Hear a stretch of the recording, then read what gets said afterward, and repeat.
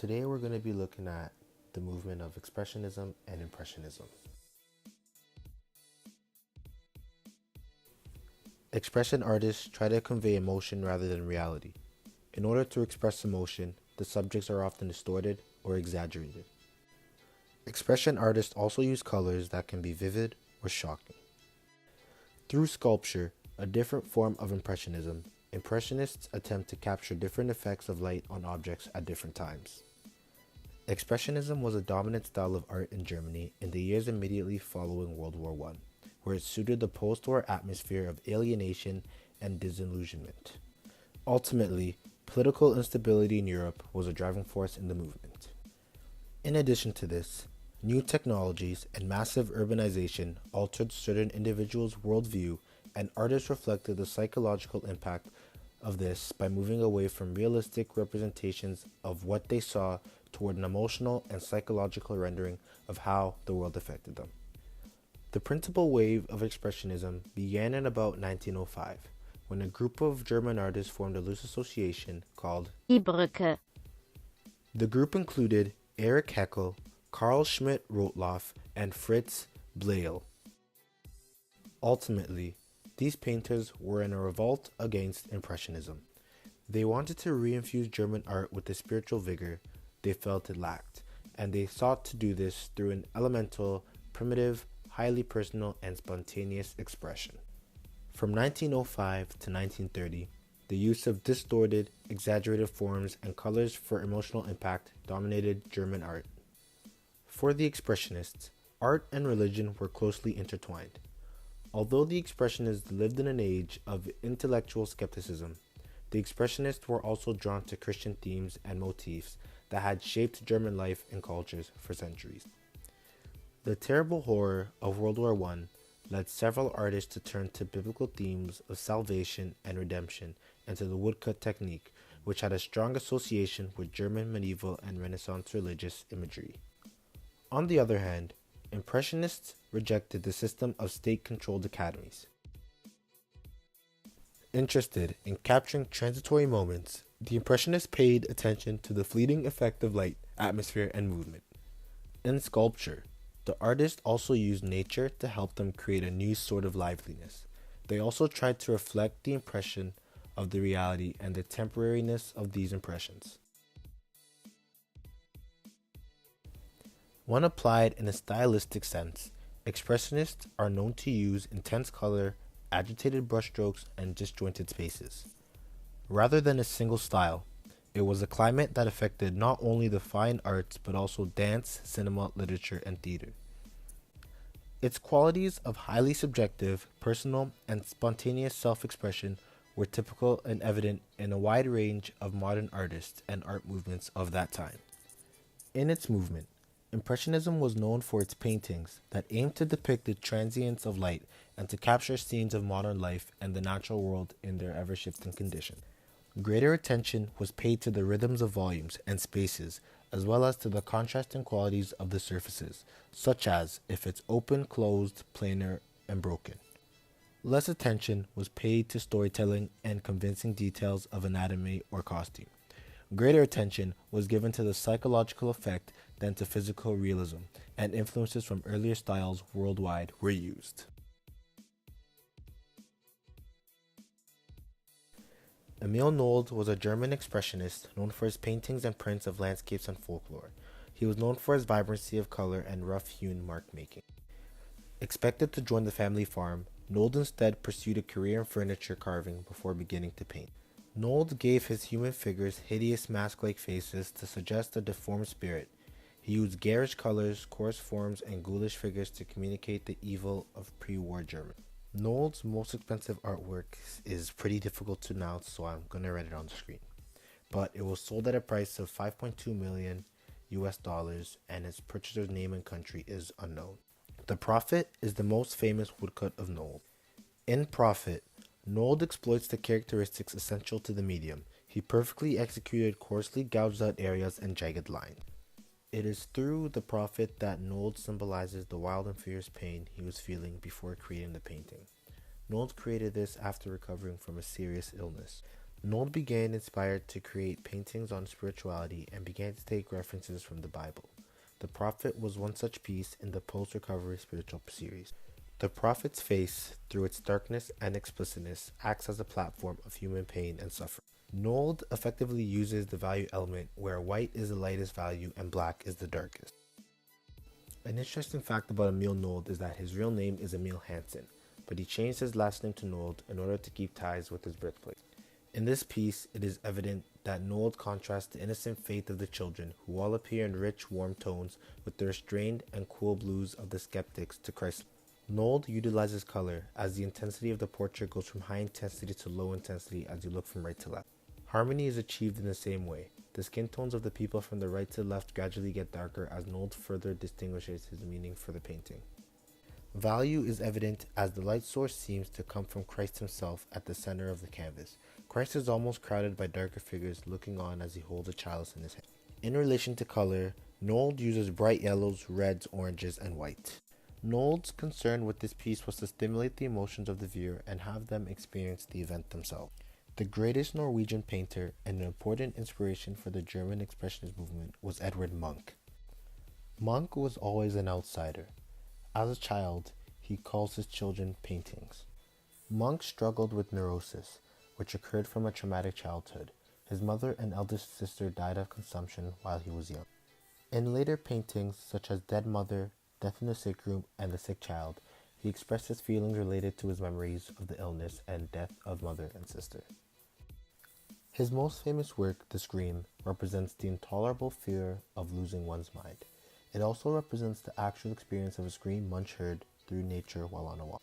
The focal point, the figure with the expression of agony, immediately draws the viewer into the mysterious image. Munch manipulates such elements as line, color, light, and shadow and form to create the effects of horror, anxiety, and distress. Munch uses strong lines, both straight and curved, as his brushstrokes move the audience's eyes directly toward the distressed figure. The bold curved lines of the sky flow directly into the figure and continue to form the body of the individual. This element may represent feelings of chaos and madness. Furthermore, the strong curved lines give the impression that the painting itself transmits sound.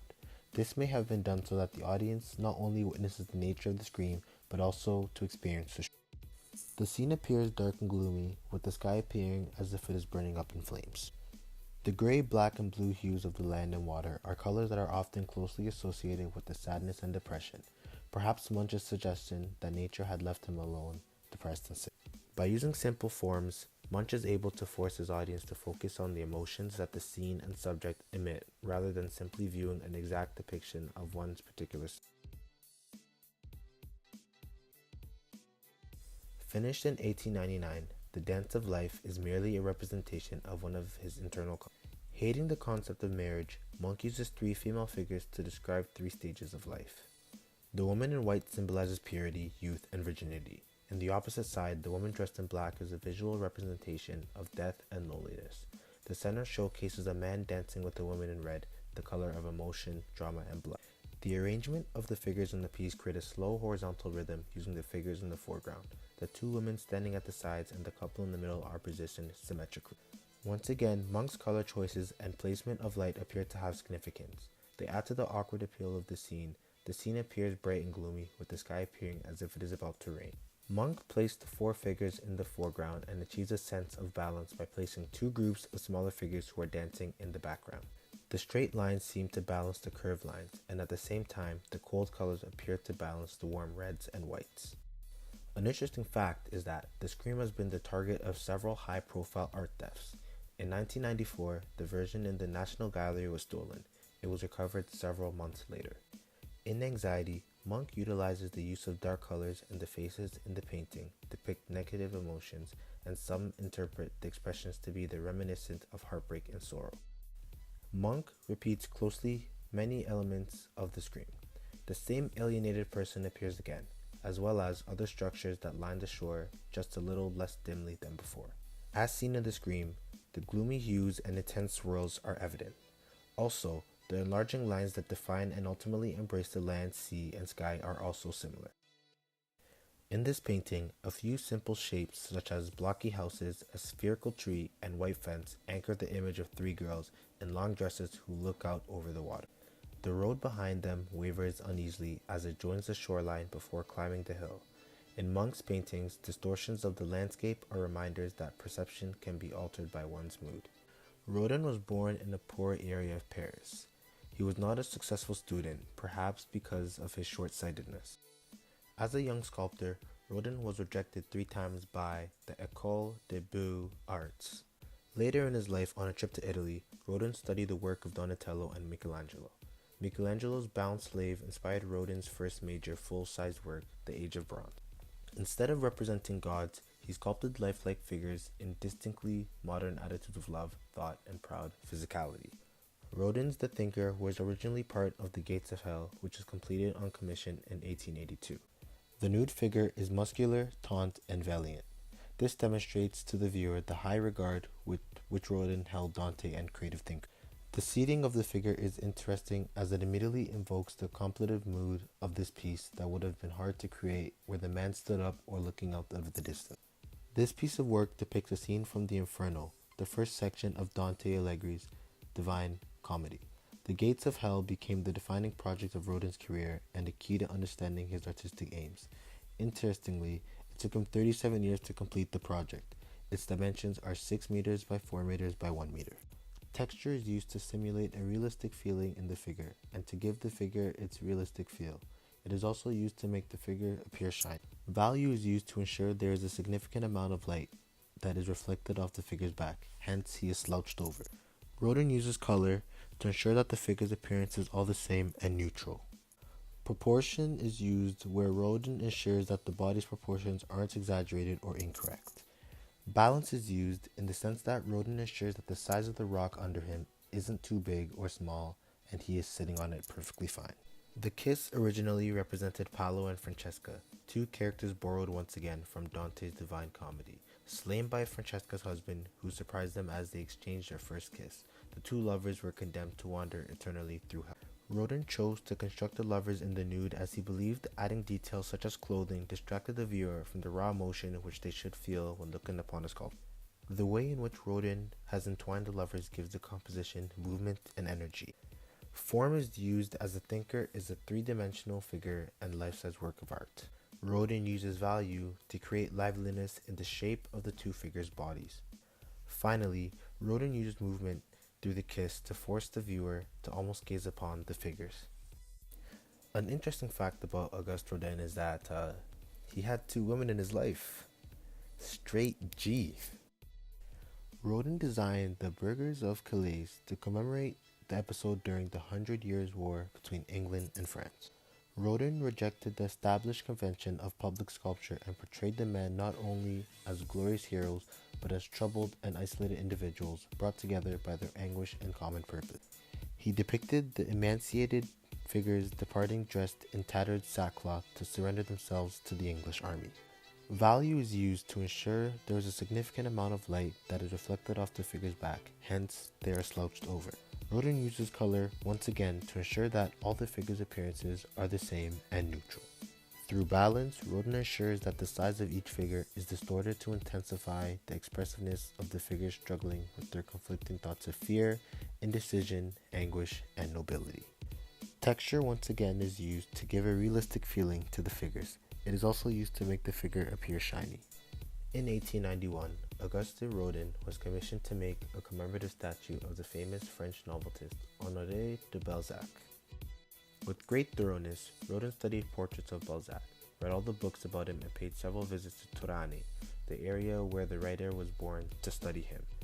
Texture is used to simulate a realistic feeling in the figure, and to give the figure its realistic feel. It is also used to make the figure appear shiny. Rodin once again uses color to ensure that the figure's appearance is all the same and neutral. Rodin also uses proportion to ensure that the body's proportions aren't exaggerated or incorrect in any way. Constantine Brancusi is often regarded as the most important sculptor of the 20th century. His visionary sculptures often exemplify ideal and archetypal representations of their subject matter. Brancusi showed his independent spirit early. He left home at 11 to work as a shepherd and woodcarver. He then made his way from Romania to Paris on foot. He arrived in France in 1904. Brancusi's The Kiss constitutes one of the most celebrated depictions of love in art history. Utilizing a limestone block, the artist employed the method of direct carving to produce the incised contours that delineate the male and female forms. The kiss presents a symbolic rendering of a male and female body merging into one. The tall block of stone is divided vertically down the center. The woman is differentiated from the man by her rounded breast and the long hair falling down her back. Brancusi designed the sculpture in this way so that one can feel the closeness and mutual protection of these two people. He instills the feeling that the two will never let go of each other again and want to stay together forever. Brancusi used texture through the hair of the man and woman to distinguish them. He also used proportion to make their bodies equal to one another. Brancusi also utilizes shape to combine the man and woman's eyes into one oval. An interesting fact is that when he arrived in France, he was offered a job as an assistant to Auguste Rodin, the reigning king of sculpture. Surprisingly, Brancusi responded by saying no. One of Brancusi's extra artworks is called Mademoiselle Pogani. The sitter of this photo was a Hungarian girl who had come to Paris to study painting. Brancusi first met her in 1910. After a number of visits to his studio, she asked him for a portrait, and during her last 2 months in Paris, she sat for him several times. After she returned to Hungary, he carved this marble portrait head from memory. Brancusi used texture through the hands of the figure. It distinguishes them from the face.